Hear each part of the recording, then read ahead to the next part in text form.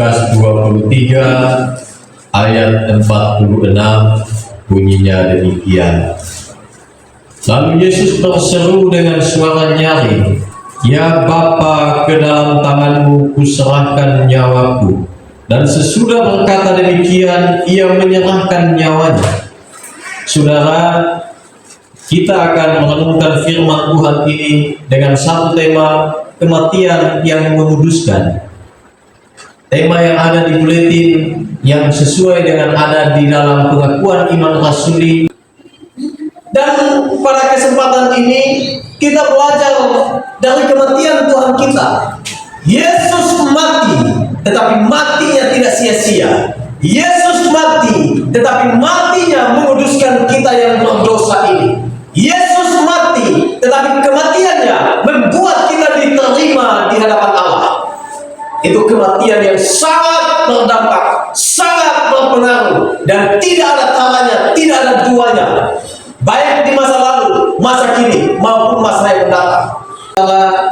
Yang membuat pembeda antara Yudas dan Petrus, yang satu berdosa, Petrus menyangkal Tuhan Yesus, tapi kemudian dia datang kepada pertobatan. Yudas menjual Tuhan Yesus, tapi kemudian dia datang di tali, dia main ayunan pakai leher, pada akhirnya mati.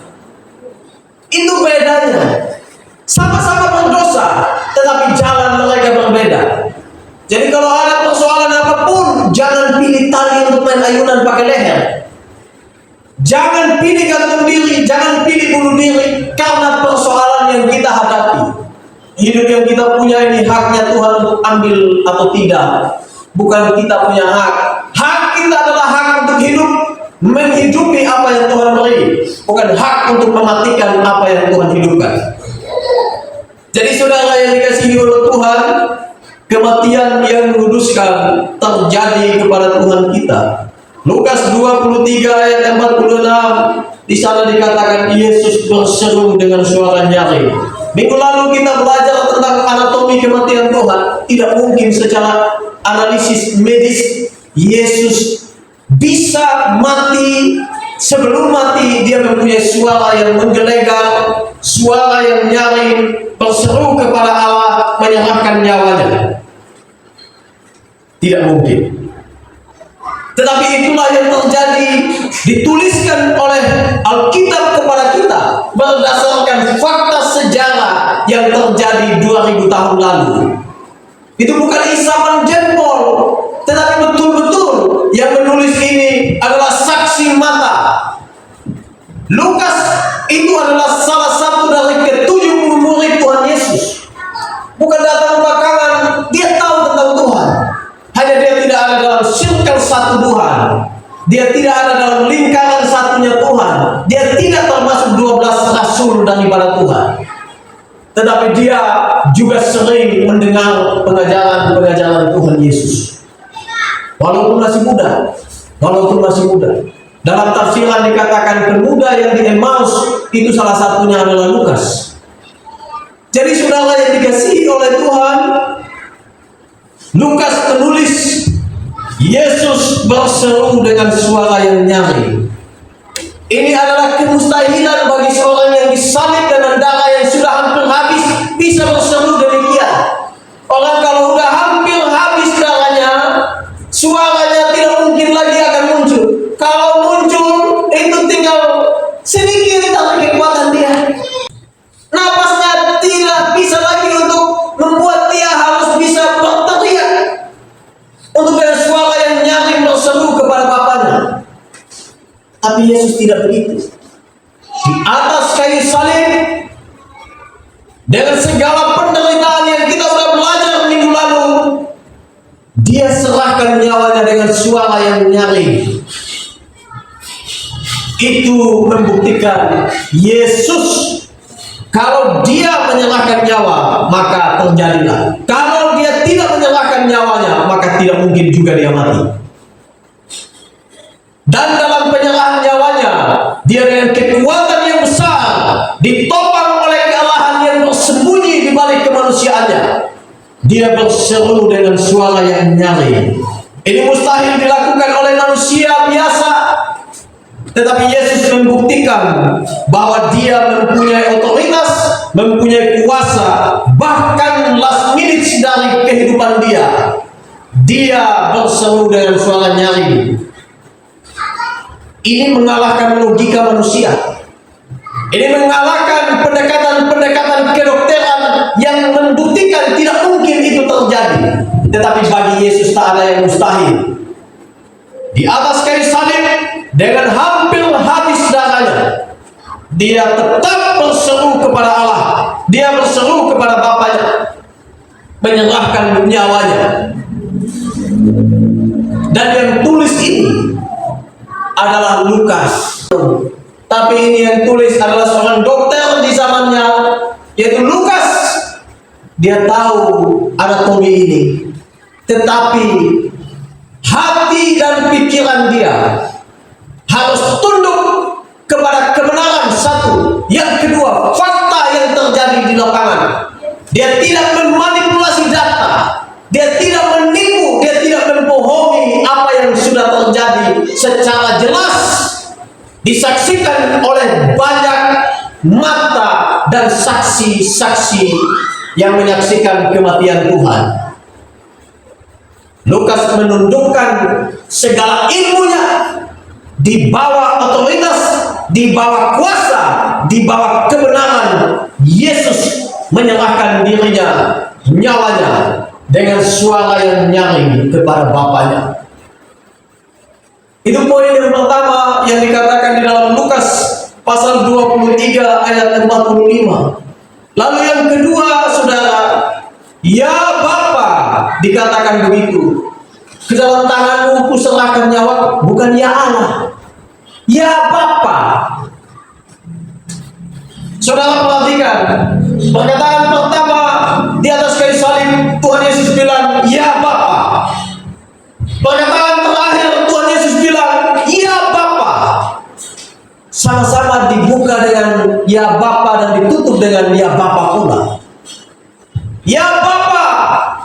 Kita tahu ya Bapa itu seperti apa antara Allah Bapa dengan Tuhan Yesus yang begitu intim, begitu mesra satu dengan yang lain, tak terpisahkan satu dengan yang lain.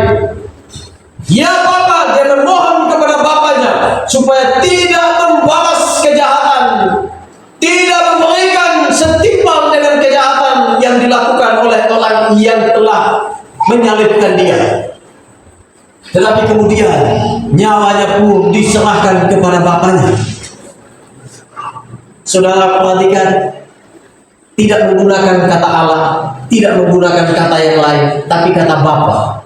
Waktu Yesus menyerahkan nyawanya, dia tahu dia menyerahkan nyawanya ke dalam tangan yang tepat, kepada pribadi yang berotoritas, kepada pribadi yang tidak mungkin mengkhianati kemurahan kebaikan, kepada tangan yang dapat dipercaya. Ke dalam tanganmu kuserahkan nyawaku, ya Bapa, ya Bapa. Itu ada ikatan yang sangat dalam antara Bapa dan Anak, yang tidak bisa dijelaskan dengan akal logika manusia yang terbatas. Hubungan kedua pribadi itu begitu dalam. Dan ketika Tuhan Yesus mati, dia sebelum mati dia serahkan nyawanya. Serahkan nyawanya kepada Bapanya. Ini berbeda dengan perkataan yang keempat dari di atas kayu salib. Eloi, Eloi lama sabatani. Eli, Eli lama sabatani. Allahku, Allahku, mengapa engkau meninggalkan aku? Di situ menggunakan kata Allah, bukan Bapa. Dan itu ada di tengah-tengah antara tiga yang awal dan tiga yang akhir. Huruf angka 4 ada di tengah-tengah, menjadi pengantara antara Bapa dan manusia, menjadi pengantara antara Allah dengan manusia yang berdosa. Allah di situ mewakili manusia di hadapan Allah, berseru, ya Allah, Allahku, Allahku, mengapa engkau meninggalkan aku? Di situ kengerian yang begitu rupa atas dosa-dosa manusia dipikul, ditanggung, dipakukan di kayu salib. Maka orang yang tahu mengerti arti dari perkataan Tuhan ini tidak mungkin berani mempermainkan anugerah dan kasih Tuhan dalam hidup. Karena hidup dia telah dibeli dengan harga yang tidak bisa dibayar oleh apapun. Yesus melakukan itu, saudara. Tetapi sekali lagi ayat perkataan yang ketujuh di ayat 46 ini, Yesus menggunakan "Ya Bapa", bukan "Ya Allah". Dan dikatakan, "Ke dalam tanganmu kuserahkan nyawaku." Beberapa waktu lalu saya katakan, kalau kita semua di dunia ini tidak ada yang menyerahkan nyawa kita kepada Allah, Allah yang datang cabut nyawa kita satu-satu. Kapan dia mau ambil, dia akan ambil. Tidak bisa kalau Tuhan mau datang ambil, kita bilang, "Tuhan, tunggu dulu, saya belum bertobat." Tidak, selesai, ambil. "Tuhan, tunggu dulu, saya belum jatuh cinta." Ambil nyawa. "Tuhan, saya belum selesai dengan kerjaan saya harus selesaikan dengan dia." Tidak, stop, ambil nyawanya. Kalau Tuhan mau ambil nyawa, tidak ada yang bisa tahan. Tidak ada yang bisa tahan. Tidak ada alasan kepada Tuhan kita memberikan semua itu kepada Tuhan lalu Tuhan bilang, "Oke, saya kasih waktu ya." Kalau sudah saatnya, Tuhan akan ambil. Dan waktu Tuhan ambil nyawa kita, tidak tunggu usia 70 tahun, 80 tahun dulu. Untuk mati tidak harus tua, untuk mati tidak harus sakit, untuk mati tidak harus celaka. Untuk mati kapan saja Tuhan bisa lakukan. Itulah rahasia kehidupan kita, saudara. Misteri yang tidak pernah terpecahkan. Bahwa siapapun ilmuwan yang mau mencari rahasia dari hidup yang abadi, tidak akan dia temukan. Dan kalau tiba waktunya dia akan mati, kita semua akan mati. Tidak ada yang tidak mati. Nah itu pula, saudara, kalau kita diperhadapkan dengan kematian, tidak perlu kita gentar. Kapanpun Tuhan panggil, kita siap. Tapi firman Tuhan bilang harus tetap berjaga-jaga. Karena ada orang yang tidak siap ketika dipanggil Tuhan. Kalau tidak siap, celakalah orang demikian. Karena tempatnya pasti di neraka. Tetapi bersyukur jikalau kita siap sedia, kapanpun Tuhan panggil, kita siap. Tetapi makna lain daripada ketika dikatakan, "Ke dalam tanganmu kuserahkan nyawaku", itu seperti yang saya katakan tadi, di sisi lain kalau kita semua ini diambil nyawa, kalau Tuhan menyerahkan nyawanya, artinya maut tidak mungkin berkuasa kepada Kristus, kepada Yesus yang disalibkan, kecuali Yesus memberi diri kepada maut. Kita dikuasai maut kelak. Yesus bahkan ketika dia disalib begitu rupa, sudah kalau manusia biasa itu sudah mati itu di kayu salib. Tidak ada tenaga lagi. Itu membuktikan pula kepada kita sebenarnya berkaitan ini, bahwa maut tidak berkuasa ambil nyawa dia. Kalau seandainya maut berkuasa mengambil nyawa Tuhan, maka di tengah-tengah penyaliban seperti itu, sudah jam 3 sore, udah tinggal mati itu. Tinggal mati. Tidak ada lagi seruan seperti yang kita renungkan ini. Tidak mungkin itu. Tetapi ini membuktikan maut tidak berkuasa mengambil nyawa Tuhan. Kecuali Tuhan menyerahkan dirinya kepada maut. Dan itulah yang Tuhan lakukan.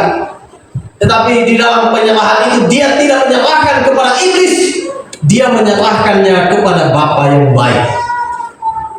Itu pula pelajaran bagi kita sekalian, saudara. Apapun masalahnya, jawabannya adalah Allah. Apapun yang kita alami di dunia ini, tangan Allah jangan kita pernah lepas. Karena kekuatan kita datang dari sana, berasal dari sana, bersumber dari sana, mengalir masuk kepada kita. Itu jelas dikatakan oleh kitab suci kepada kita.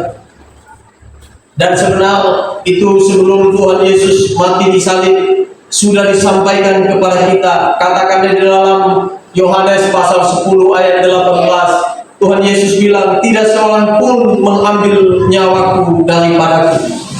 Tidak ada seorang pun yang bisa mengambil nyawanya, melainkan aku memberikannya menurut kehendakku sendiri. Tuhan bilang, "Aku berkuasa memberikannya, aku berkuasa pula mengambilnya."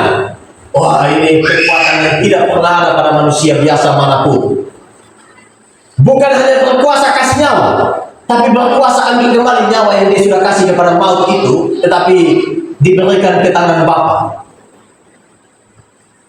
Saudara bayangin, itu maksudnya dia berkuasa untuk bangkit daripada kematian. Kalau kita setelah mati, ya sudah begitu, sudah terus sampai Tuhan datang kembali. Kalau ada yang bilang, saya mati, saya lebih berkuasa dari manapun, dari apapun.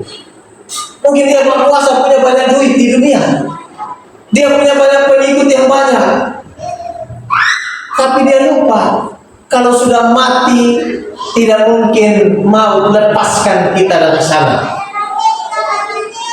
Tetapi Tuhan Yesus katakan, aku berkuasa memberikan nyawaku, tetapi berkuasa juga mengambilnya kembali.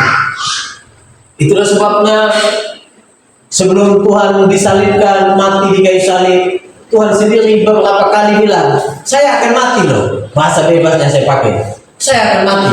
Tapi ingat ya, saya akan bangkit pada hari ketiga. Saya akan bangkit pada hari ketiga. Tapi waktu disampaikan ini, muridnya lupa semua, sehingga mereka tidak tahu apa yang harus dilakukan. Berduka cita melebihi duka cita yang semestinya. Mereka putus harapan, hilang semua ingatan apa yang Tuhan sudah sampaikan sebelum Tuhan mati. Tapi ada yang ingat. Yang ingat itu penjahat-penjahat yang bertamenkan agama, yaitu imam besar dan para imam, orang Farisi, ahli-ahli Taurat, itu yang ingat perkataan Tuhan. Murid Tuhan lupa semua karena kesedihan, tapi mereka dalam kejahatan mereka ingat apa yang Tuhan bilang. Hanya saja ingat firman Tuhan bukan untuk dilakukan. Beda. Mereka ingat firman Tuhan untuk membatalkan dan menggagalkan kebangkitan Tuhan. Itulah sebabnya mereka pergi kepada Pilatus. Itu yang sudah mati itu dia bilang dia akan bangkit pada hari ketiga. Dan itu sebenarnya mengkosong mereka itu. Mereka bilang begitu kepada Pilatus, bilang dia dengan bahasa yang lebih bebas. Takut jangan-jangan nanti muridnya yang datang ambil mayatnya lalu bilang dia sudah bangkit. Lalu mereka minta harus disegel dengan segel kaisar, harus dijaga dengan tentara Romawi. Kalau sudah begitu, siapa yang berani di zaman itu, saudara? Kalau ada yang berani, siap mati itu. Tapi apa yang terjadi? Kematian daripada murid-murid itu kematian karena niaya, bukan karena pemberontakan. Harusnya kalau tahu begitu langsung ditangkap semua, langsung dibunuh dalam satu waktu. Tapi tidak begitu kok. Tidak begitu. Karena memang faktanya bukan begitu. Tapi diakal-akalin atas tipu muslihat daripada orang yang tahu agama, tahu firman, tahu kebenaran, tapi tidak mau taat. Mereka memutar balik fakta, mengatakan dia diculik, mayatnya diambil. Sampai sekarang tidak ketemu mayatnya. Mereka sudah mati semua, sampai sekarang pun tidak ada mayat Tuhan. Karena memang Tuhan punya mayat sudah tidak ada. Mayat jenazah yang mati itu sudah bangkit pada hari ketiga. Bagaimana bisa menemukan ada mayat lagi?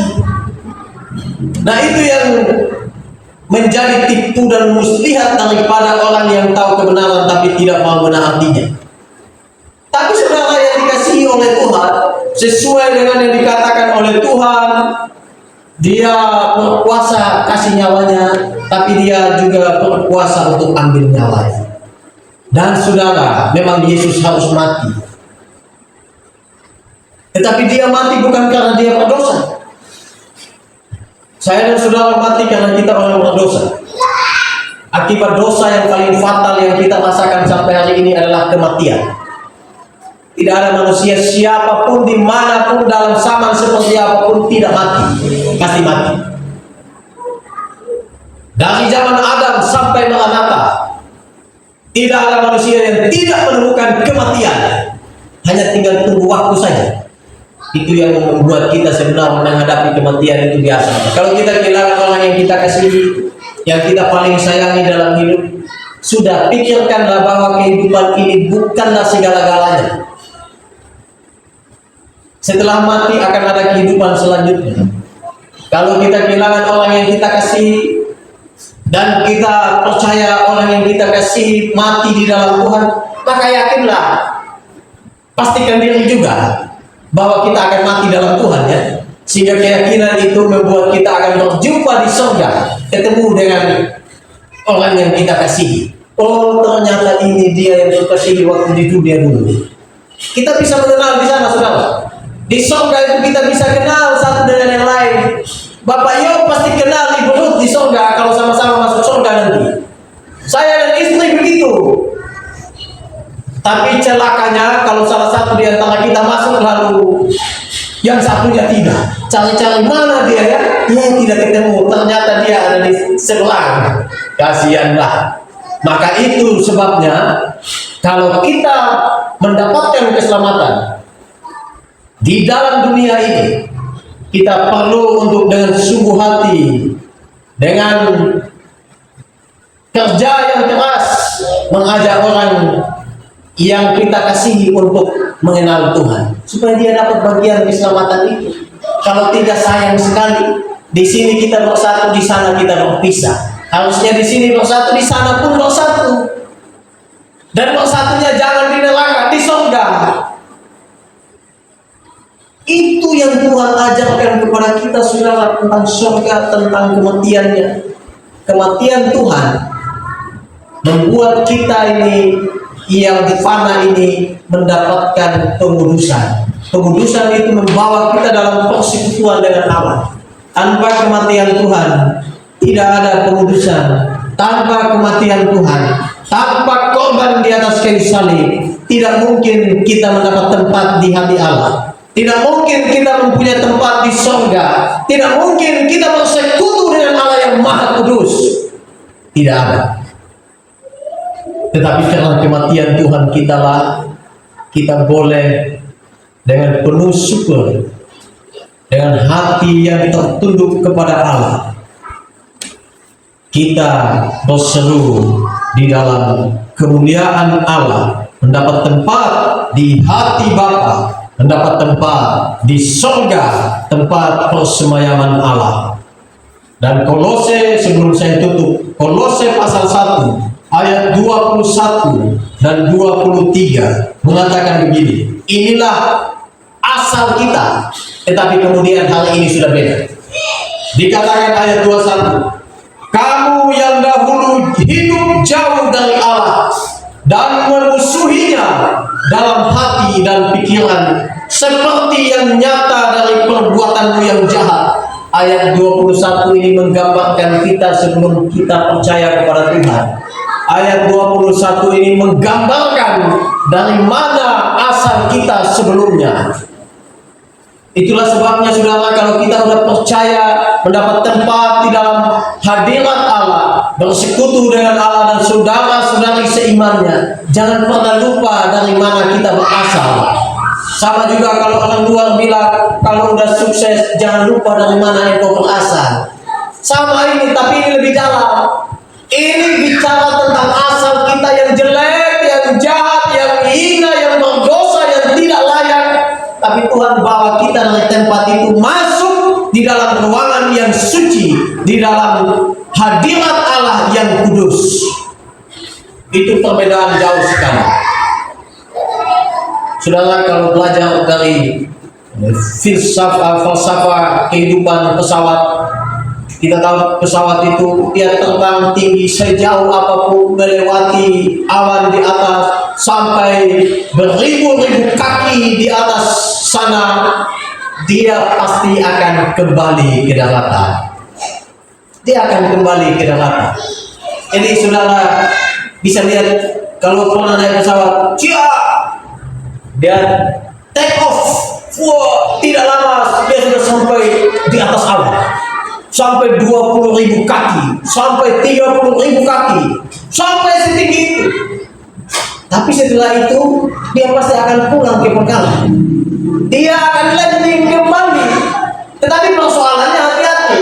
Ada dua kemungkinan untuk dia kembali ke tanah, kembali ke bumi. Yang pertama, dengan cara dia landing baik-baik, mulus, semua selamat.